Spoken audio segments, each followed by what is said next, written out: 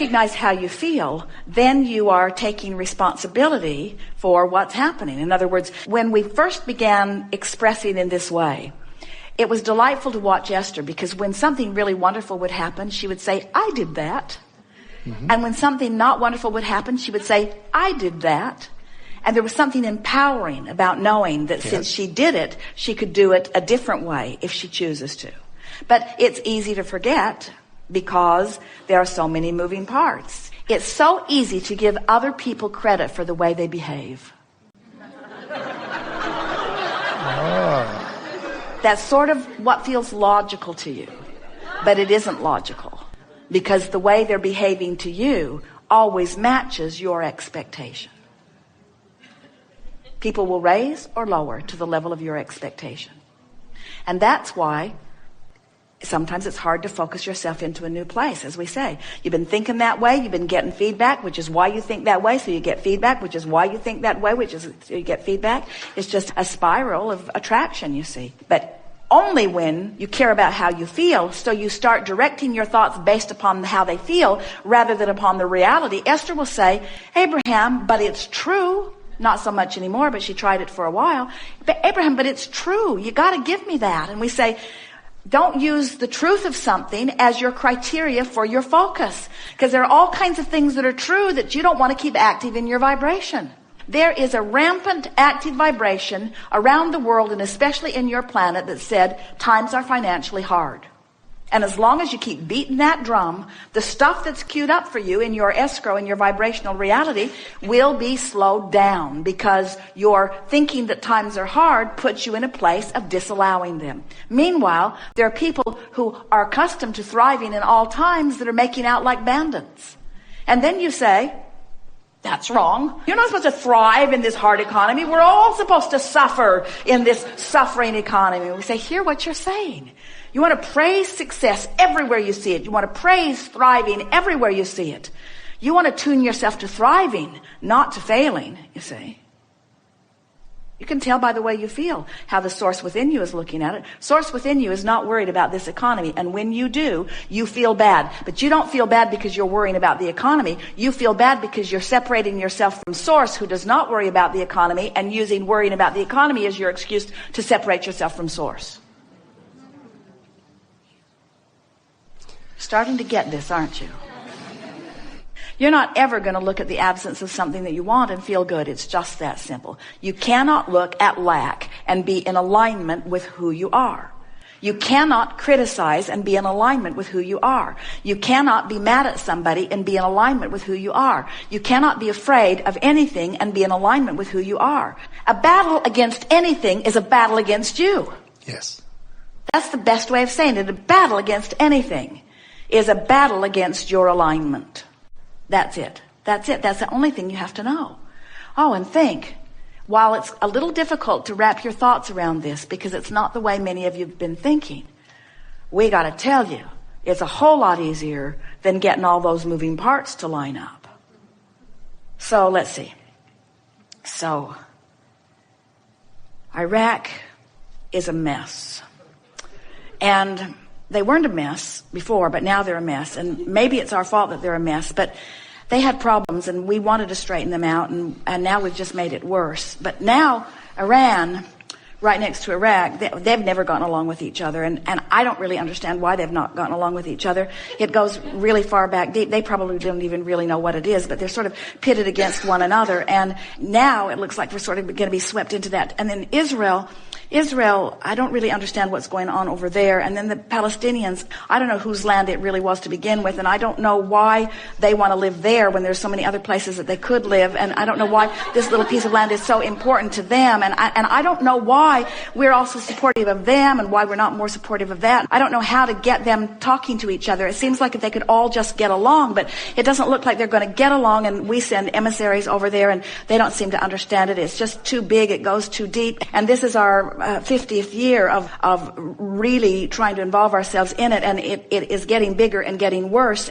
And there have been many, many hundreds of thousands of people that have died in this conflict, and I don't really understand what any of them thought about it, and I don't know what to do about it. And I know that there are a lot of people that I love that are over there that are working on it and trying to do something about it, and I know they all have their perspective, but I don't know how broad their perspective really is. I don't know how much those soldiers that have gone to really fix it really understand about all. I don't know how much they get to really talk to the people that are there. I don't really know what the Iraqi people are really thinking or feeling. I don't think they really like us very much. I think they would like us to leave, and yet I think they're afraid that if we leave that things will get worse. And I don't know. I thought I voted for someone who was going to do something different about it, but I don't know what he was dealing with. I don't know who said to him when he got there, but it seems to me that what he said before he was elected and what he's doing after he was elected was not really the same thing, and I sure would like to talk to him about it, but I don't think there's much chance that I'm ever going to get to talk to him about it.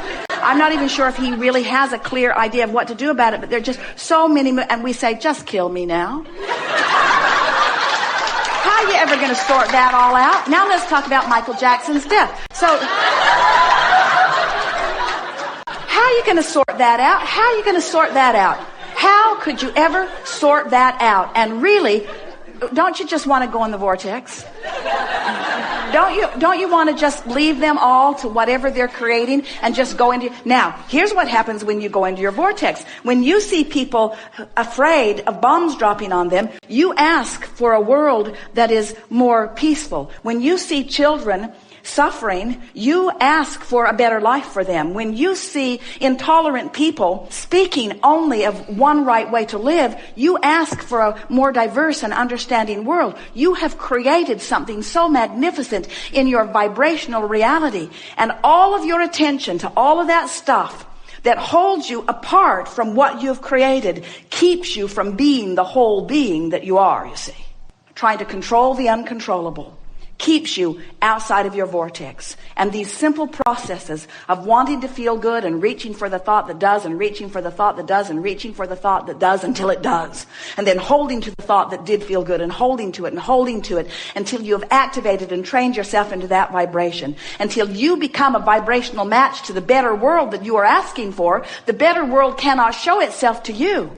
But in the moment you become a vibrational match to the better world that you're asking for, it'll show up here and here and here and here. You'll rendezvous with those on the same wavelength. When you try to talk to anyone who's on a different wavelength, it's just blah, blah, blah, blah, blah. How unsatisfying. You express your truth, they express theirs. Nobody hears anybody. It's just more combat. Oh, we might as well just drop bombs on them because we don't understand them and they don't understand us. But when you get into the vortex, now cooperative components assemble. Wouldn't you love to have political leaders in the vortex where other political leaders could rendezvous with them where the solutions are, you see?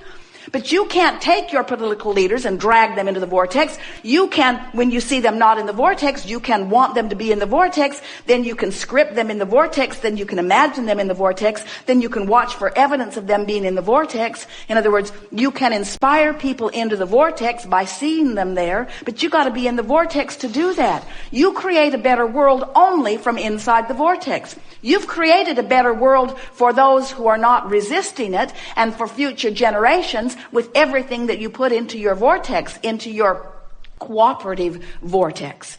But when you look at the reality and hold yourself apart from it, then you're not going to see it in your life experience. Not because it's not here to be seen, but because you're holding yourself on a different vibrational channel. So when you run around waiting for somebody to do something, to make something better, somebody needs to get more money and give it to them, and somebody needs to take more money away from them and give it to them. There are too many moving parts. But when you get into the vortex, everything that you have put into your legacy, everything that is lined up for your inheritance, comes quickly and easily to you. And then the hard part, which is people who are outside the vortex, looking at you in the vortex thriving. You got to be strong enough that their discomfort with your thriving doesn't throw you out of the vortex. Because you can't get sick enough to help sick people get well, and you can't get poor enough to help poor people get rich. In other words, you can't suffer yourself into their understanding. You have to succeed yourself into their success.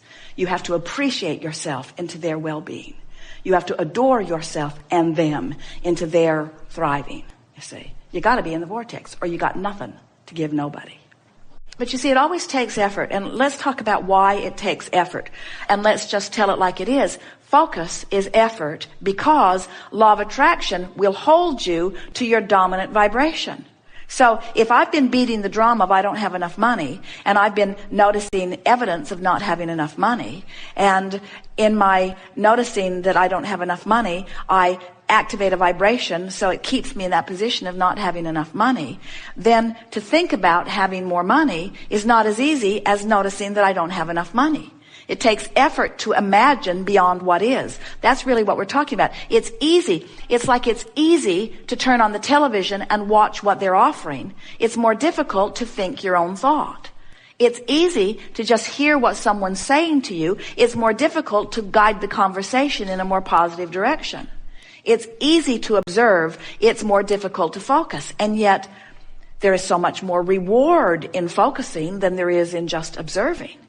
So, most people have trained themselves. You have patterns of thought about money. You have patterns of thought about your body. You have patterns of thought about teachers. You have patterns of thought about government. You have patterns of thought about ecology. You have patterns of thought about medicine. You have patterns of thought about animals. You have patterns of thought about cats. You have patterns of thoughts about dogs. Some of you like dogs and don't like cats. Some of you like cats and don't like dogs. You have patterns of thoughts about all kinds of things.